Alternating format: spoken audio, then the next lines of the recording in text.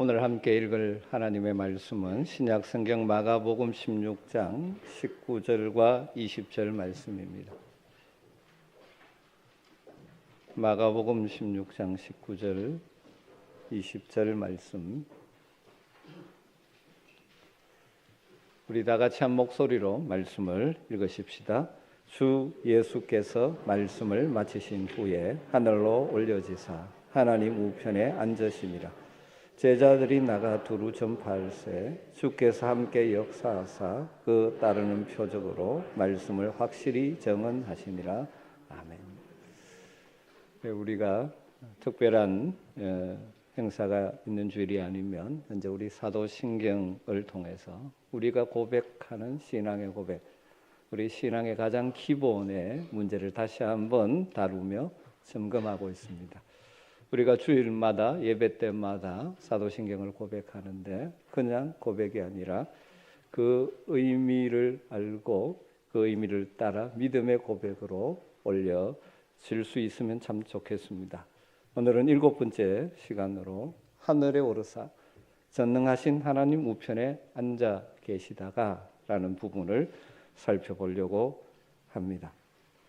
우리는 하늘에 오르사 승천하셔서 전능하신 하나님 우편에 앉아 계신 예수님을 우리의 구주와 주님으로 믿습니다 라는 고백입니다. 우리 주님, 우리의 죄를 대신하여 십자가에 죽으셨습니다. 사망 권세를 깨뜨리고 사흘 만에 부활하셨습니다. 그리고 40일 후에 승천하셨습니다. 사도행전에 따르면 예수님께서 부활하신 후 40일 동안 제자들과 함께 계시면서 하나님의 나라의 일들을 가르치셨습니다. 제자들은 여전히 땅의 나라에 관심이 있는데 하나님의 나라의 일에 대해 가르치신 후에 감람산에서 제자들과 여러 사람들이 보는 가운데 하늘로 올라가셔서 하나님 우편에 앉으셨습니다. 오늘 마가복음 마지막 부분에서 19절에서는 그래서 이것을 이렇게 표현하죠. 주 예수께서 말씀을 마치신 후에 하늘로 올려지사 하나님 우편에 앉으시니라. 예루살렘에 가보면 예수님께서 승천하셨다는 강남산 정상에 예수 승천 기념교회가 세워져 있는 것을 볼 수 있습니다. 예수님께서 승천하신 감남산 정상 부근에 세워져 있는 팔각형 모양의 작은 교회당입니다. 원래는 승천을 표현하고자 지붕 없이 건축을 했었는데 이 무슬림이 지배하면서 예수님의 승천 사실을 왜곡하려는 의도로 돔으로 지붕을 덮어버렸다고 합니다. 그렇다고 해서 승천의 진리가 사라지는 것은 아니죠. 오늘 우리의 신앙 고백에 보면 주님의 승천하심과 관계해서 두 가지를 고백하고 있습니다. 첫 번째는 하늘에 오르사, 하늘에 오르셨다라는 고백이죠. 예수님께서 하늘로 올라가셨다라는 것입니다. 지상 사역을 마치고 올라가셨습니다. 여러분, 여기서 말하는 하늘이 어디겠습니까? 성경에 나오는 하늘, 헬라어로 우라노스라는 단어가 사용되어질 때 세 가지 큰 의미로 나누어집니다. 첫 번째는 보편적으로 우리가 하늘이라고 부르는 지구 위의 하늘, 우주의 하늘, 우리의 육안으로 보이는 하늘을 말할 때도 있습니다. 두 번째로 하늘은 하나님이 거하시는 곳을 표현할 때 하늘이라고 표현합니다. 그러기에 이곳은 죽은 성도들이 가 있는 하늘이고 사람의 눈에 보이지 않는 하늘을 말하죠. 그리고 세 번째로는 하나님을 지칭하여 하늘이라고 표현할 때 있습니다. 유대인들은 여호와 야훼 하나님이라는 이름을 부르기를 두려워했죠. 여호와 이름을 망령되이 일컫지 않는다는 의미에서. 그래서 하나님 대신에 하늘이라는 단어로 표현을 했죠. 그래서 복음서를 보면 마가, 누가 복음에서는 이방인을 대상으로 쓴 복음서이기 때문에 하나님의 나라라고 표현했다면 유대인을 대상으로 쓴 마태복음에는 하늘나라, 천국이라고 표현을 하고 있는 것이죠. 예수님께서 승천하신 하늘은 하나님이 계신 하늘나라이죠. 우리의 육안으로 관측되지 않기에 어디에 있는지 모르지만 분명한 것은 확실히 있습니다. 왜냐하면 하나님의 말씀인 성경이 그렇게 말씀하고 있기 때문입니다. 보통 우리가 말하는 하늘은 우주 공간에 펼쳐지는 하늘, 영어로 스카이, 굳이 번역하면 천공을 의미한다면 예수님께서 올라가신 하늘은 전혀 다른 장소인 천국 헤븐을 의미하는 것이죠. 구소련의 최초 우주 비행사였던 유리 가가린이 처음 우주 비행을 다녀와서 그런 이야기를 했다고 하죠. 내가 올라가서 아무리 찾아봐도 하나님은 없더라고 말했다는데, 미국의 최초 우주 비행사였던 존 글렌은 우주를 다녀와서 이렇게 말했다고 하죠. 내가 믿는 하나님은 당신이 우주선 창문으로 내다보며 찾아낼 수 있는 그런 분이 아니라고 말했다고 합니다. 육신의 눈에 보이지 않지만 하나님께서 계신 그 하늘, 그 공간을 우리는 바라보는 것이죠. 예수님께서 제자들이 보는 가운데서 하늘로 올라가셔서 지금도 그곳에 계시고 장차 우리도 가게 될 것입니다. 천국이 어디 있는지 몰라도 가본 적이 없어도 예수님께서 걸어가신 그 길을 따라가면 우리는 영원한 하나님의 나라에 들어가게 되는 줄로 믿습니다. 예수님께서 십자가를 지시기 전에 이미 이렇게 말씀하셨죠. 예수님이 떠나시는 이유 중에 하나를 요한복음 14장 2절에 이렇게 표현했습니다. 내 아버지 집에 거할 곳이 많도다. 그렇지 않았으면 너희에게 일렀으리라. 내가 너희를 위하여 거처를 예비하러 가노니. 내 아버지 집이 곧 천국이죠. 원래 주님은 그곳에서 영광 중에 계셨습니다. 그러나 우리를 구원하기 위해서 낮고 천한 말구에 인간의 모습을 입고 이 땅에 오셔서 우리의 모든 죄를 대신 지시고 십자가에 못 박혀 죽으시고 사망 권세를 깨뜨리고 사흘 만에 부활하신 후 다시 승천하여 그곳으로 돌아가신 것이죠. 하늘에 오르사. 그리고 우리는 또 뭐라고 고백합니까? 전능하신 하나님 우편에 앉아 계시다가 천국으로 올라가신 예수님이 어떤 모습으로 계신다고 표현합니까? 전능하신 하나님 우편에 앉아 계신다라고 우리는 믿습니다. 여기서 우편이라는 말의 의미가 또한 중요하죠. 여기 우편은 단순한 공간적인 개념이 아니죠.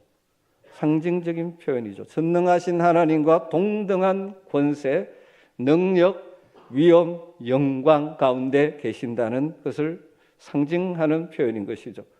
그러니까 예수님께서 인간의 육신의 몸을 입고 이 세상에 오셔서 십자가에 죽으시고 부활하신 후에 본래 영광과 권세의 위치로 복귀하셨다라는 의미입니다. 특별히 예수님이 하나님 우편에 앉아 계신다라고 고백하는데, 여러분 앉으셨다는 의미가 무엇일까요? 중요한 핵심 의미는 우리를 구속하시는 십자가에 통한 우리의 대속 구속의 사역을 완성하셨다라는 의미를 가지고 있는 것이죠. 여러분 히브리서 10장 11절과 12절에 보면 이런 말씀이 있습니다. 제사장마다 예전약 시대 구약 시대에 제사장마다 매일 서서 섬기며 자주 같은 제사를 드리되 이 제사는 언제나 죄를 없게 하지 못하거니와 오직 그러나 그리스도는 죄를 위하여 한 영원한 제사를 드리시고 하나님 우편에 앉으사. 이렇게 표현. 하나님 우편에 앉은 것과 무엇이 연결되어집니까? 우리 죄를 위한 한 영원한 제사를 드리신 것이 연결되어 있죠. 구약의 인간 제사장들은 매일 서서 제사를 반복해서 드려야 합니다. 왜냐하면 그 제사가 영원한 속죄를 이루지 않기 때문이죠. 그러나 예수님께서는 십자가에서 한 영원한 제사, 다르게 말하면 단번에 영원한 효력이 있는 제사를 드리심으로 대속의 제사를 완성하셨다는 것입니다. 그래서 지금 하나님 우편에 우리의 구속의 사역을 완성하시고 앉아 계신다라고 성경은 말씀하고 있는 것이죠. 그럼 예수님께서 그곳에 앉아 계시면서 무엇을 하고 계실까요? 현재 주님은 무엇을 할까요? 사도행전 7장에 나오는 스데반의 순교 장면을 보면 그 힌트를 하나 얻을 수 있는 것 같습니다. 스데반이 복음을 전하다가 예수 그리스도께서 십자가에 죽었다가 부활하신 그리스도 메시아 하나님의 아들이라고 증거하자 유대인의 공회가 그에게 이 사형 판결을 내리고 돌로 그를 죽이려고 달려들고 있습니다. 그런데 스데반은 전혀 당황하지 않고 담대합니다. 왜 그럴 수가 있습니까? 사도행전 7장 55절에 보니 스데반이 성령 충만하여 하늘을 우러러 주목하여 하나님의 영광과 및 예수께서 하나님 우편에 서신 것을 보시고, 우리가 앉아 계신다고 고백하는데 스데반의 순교 현장에서 우리 주님 일어서셨습니다. 하나님 우편에 앉아 계시던 예수님이 벌떡 일어서셨습니다. 그러니까 스데반의 순교의 순간에 그를 맞이하기 위해 그러셨던 것이죠. 여러분, 우리 주님 졸지도 주무시지 않고 여전히 그곳에서도 지금 일하고 계시는 것을 암시하는 것이죠. 특별히 우리 주님이 어떤 역할을 주로 하십니까? 대제사장으로서 왕으로서의 일을 하고 계십니다. 그래서 히브리서 기자는 이렇게 말씀하죠. 히브리서 10장 21절에 또 하나님의 집 다스리는 큰 제사장이 계십니다.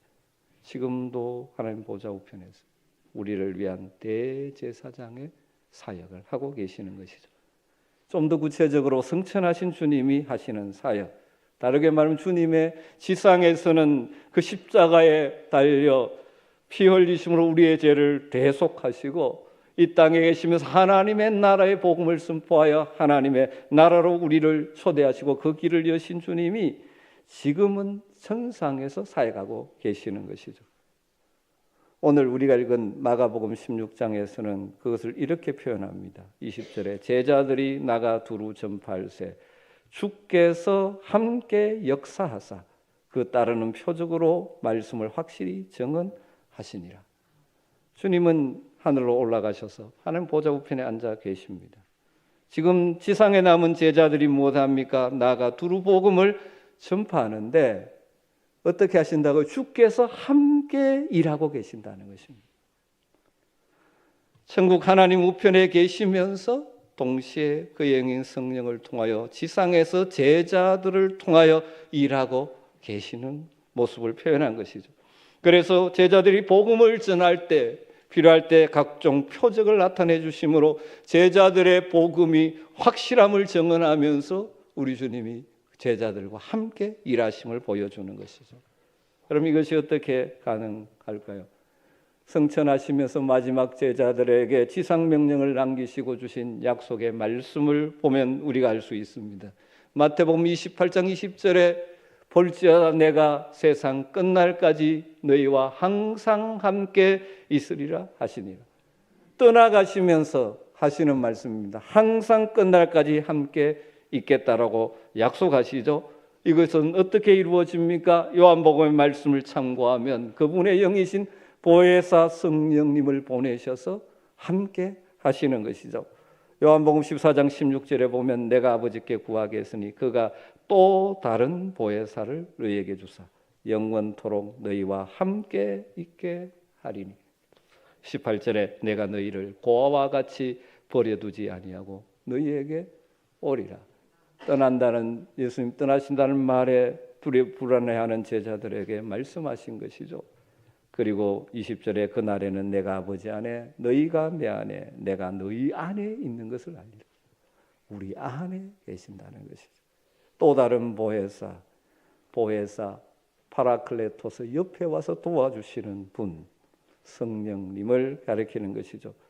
예수님께서 승천하신 후에 그의 영 성령을 보내실 텐데 성령은 하나님의 영인 동시에 예수의 영이므로 예수님이 다시 오셔서 제자들과 함께 하신 것과 같다는 것이죠. 그래서 여기에 다시 오시는 것은 재림이 아니라 성령 강림이죠. 그래서 그 성령님이 지금도 우리 안에서 함께 역사하시는 것이죠. 사도행전의 역사를 보면 이것이 절절히 표현되어 있죠. 예수님이 성령을 통해서 지상에 사역하는 사도들, 성도들, 교회들과 함께 하시면서 역사하셨죠. 그래서 사도행전에 자주 나오는 표현이 주의 영이, 주께서, 주의 손이, 성령이, 예수의 영이 이 같은 것을 다양하게 표현합니다. 주의 영, 바로 주님, 주님의 손, 성령, 예수의 영. 예수께서 성령을 통하여 제자들과 함께 역사하셨던. 그래서 그 사도들의 행적을 기록한 것이기에 우리가 사도행전이라고 제목을 붙이지만 또 신학자들은 다른 별명을 붙이기도 하죠. 성령이 함께 역사하신 기록이라 해서 성령행전이라고도 부르는 것이죠. 그러니까 승천하신 주님 하나님 보좌 우편에 계시면서 지금도 그의 영으로 우리 가운데 역사하시는 것입니다. 그러면 예수님 하나님 보좌 우편에 사시는 사역, 그것을 말씀에 근거해서 크게 정리해 보면 한 세 가지로 정리할 수 있을 것 같습니다. 첫 번째는 어떤 사역을 하십니까? 다스리시는 사역을 하십니다. 하나님 우편에서 지금도 다스리고 계십니다. 성도들을 다스리고 교회를 다스리고 계십니다. 사도 바울은 예수님의 승천 이후에 이 다스리심 통치권을 가지고 계신다는 사실을 빌립보서에서 이렇게 표현하죠. 2장 9절부터 11절에 이러므로 하나님이 그를 지극히 높여 낮아지셔서 우리의 모든 죄를 사하신 구속의 사역을 완성하신 예수님을 하나님이 지극히 높여 모든 이름 위에 뛰어난 이름을 주사 하늘에 있는 자들과 땅에 있는 자들과 땅 아래에 있는 자들 모든 존재들로 하여금 모든 무릎을 예수의 이름에 꿇게 하시고 모든 입으로 예수 그리스도를 주라 시인하여 하나님 아버지께 영광을 돌리게 하셨느니라. 주가 되셔 여전히 우리를 다스리고 계신다는 것이죠. 에베소서 1장 21절 22절에는 또 이렇게 말씀합니다. 모든 통치와 권세와 능력과 주권과 이 세상뿐 아니라 오는 세상에 일컫는 모든 이름 위에 뛰어나게 하시고 또 만물을 그 발 아래 복종하게 하시고 그를 만물 위에 교회의 머리로 삼으셨느니라. 예수님 교회의 머리로서 교회를 통하여 만물을 통치하고 계신다는 것입니다. 지금도 다스리신다. 여러분 이 믿음의 고백을 하는 자라면 우리는 어떻게 반응하며 살아야 하겠습니까? 우리의 삶에 주님의 다스림을 받는 삶을 살아야 되죠.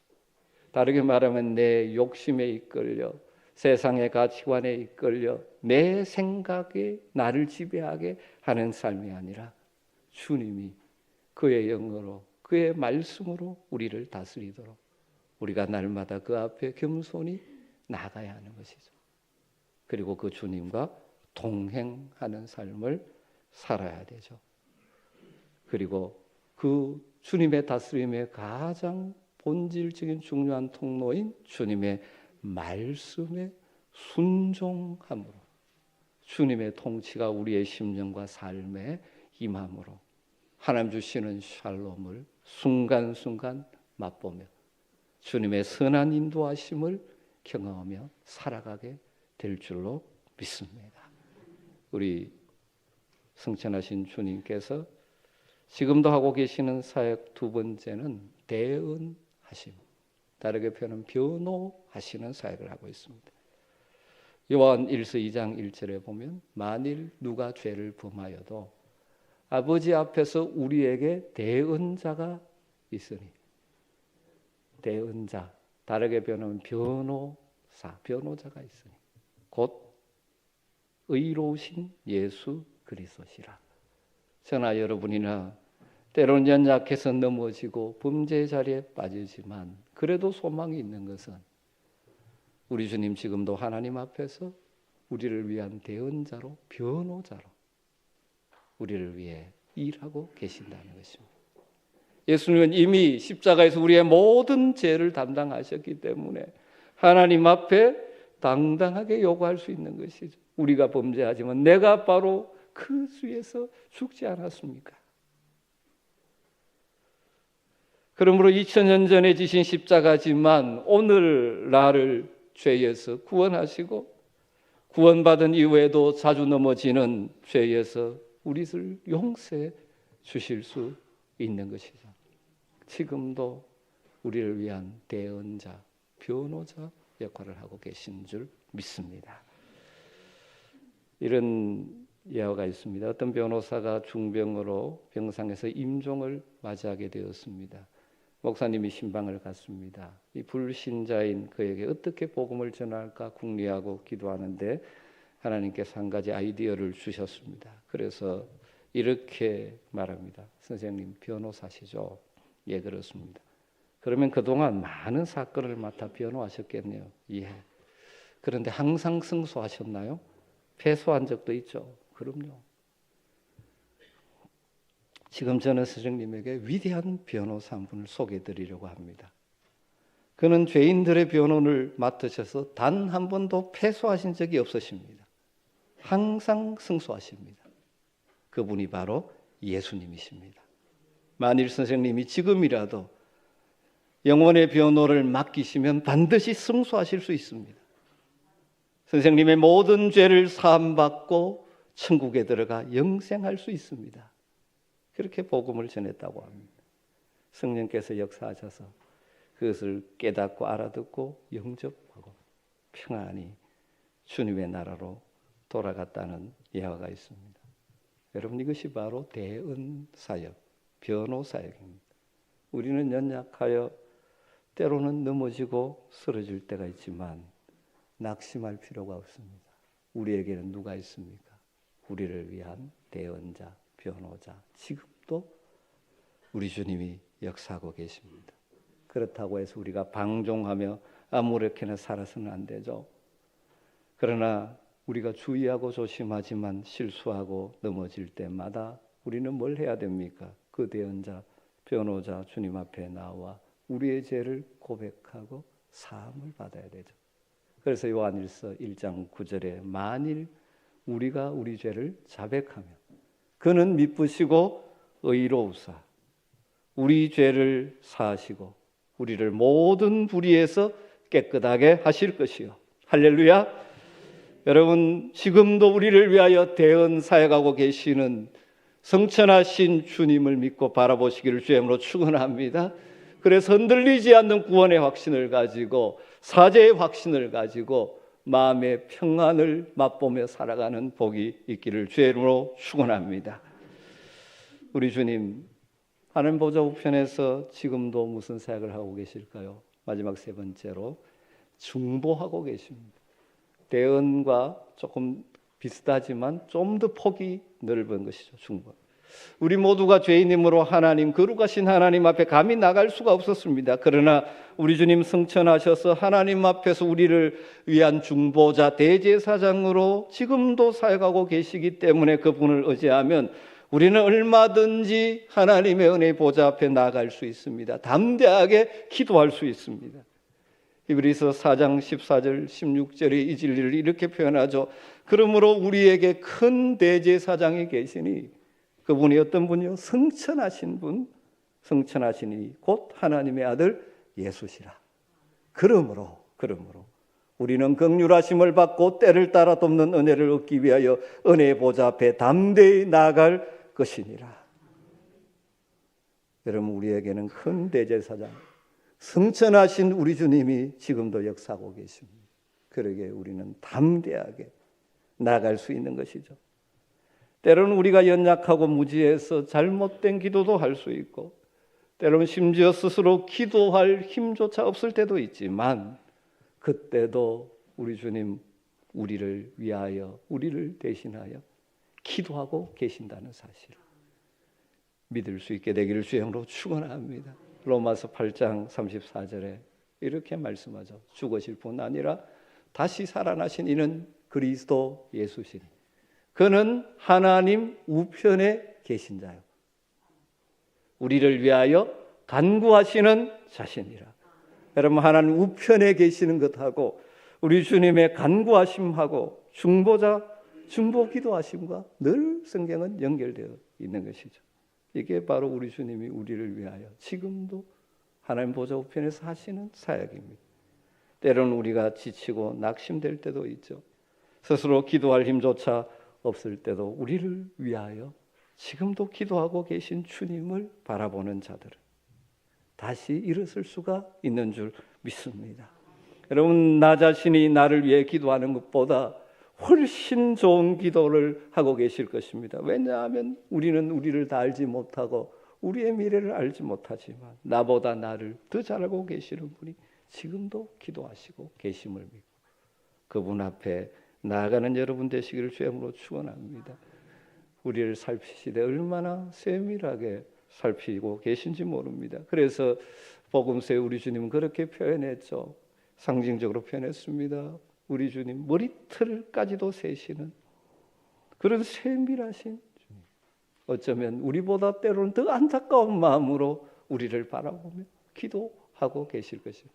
종종 우리가 부모들이 자녀들을 보면서 정말 안타까움 때문에 기도하는데 자녀는 그걸 모를 때도 있죠.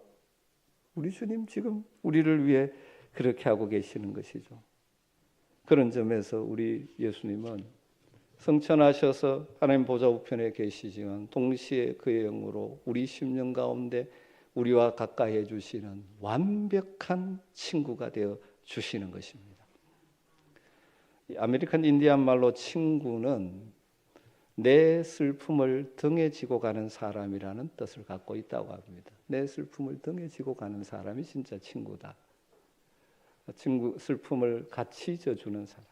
여러분, 우리 주님이 정말 그런 진정한 우리의 친구가 되어 주시지 않습니까? 내 등에 짊어진 무거운 짐을 대신 져주시며 함께 걸어가시는 우리 주님. 여러분, 날마다 지금도 하나님 보좌 우편에서 우리를 위하여 중보하고 기도하고 계시는 주님을 바라보고 신뢰함으로 여러분의 인생 여정에 만나는 삶의 여러 가지 어려움의 순간을 맞이해도 낙심하지 마시고 주저하지 마시고 다시 일어서서 승리할 수 있는 복을 누리시기를 주님으로 축원합니다. 여러분, 우리는 하늘에 오르사 전능하신 하나님 우편에 앉아 계신 분이 나의 구주와 주님이라고 믿는다고 고백하는 자들입니다. 이 고백을 할 때마다 오늘 말씀을 다시 기억할 수 있으면 좋겠습니다. 이 지상에 우리를 위한 대속의 사역, 구속의 사역을 완성하시고 하나님 보좌 우편에 앉아 계십니다. 그리고 지금도 그의 영인 성령을 통하여 우리와 함께 하시며 우리와 동행해 주십니다. 천상에서 일하시지만 그의 성령을 통하여 지상에 있는 우리의 삶 가운데 역사해 주십니다. 지금도 우리를 다스리시고 우리를 위하여 대언해 주시고 우리를 위하여 중보하며 기도하시는 주님을 바라보면서 우리가 걸어가야 될 거룩한 나그네의 길을 승리로 채워가는 저와 여러분 되기를 주의 이름으로 축원합니다. 기도하겠습니다. 하나님 감사합니다. 오늘도 다시 믿음의 눈을 들어 성천하시고 하나님 보좌 우편에서 우리를 다스리시고 우리를 위하여 대언하시고 우리를 위하여 중보하시는 주님을 바라봅니다. 이 주님 의지하기에 우리의 삶에 어떤 문제가 있다 할지라도 흔들림 없이 믿음의 걸음을 걸어갈 수 있게 하여 주시옵소서. 예수님의 이름으로 기도드리옵나이다. 아멘.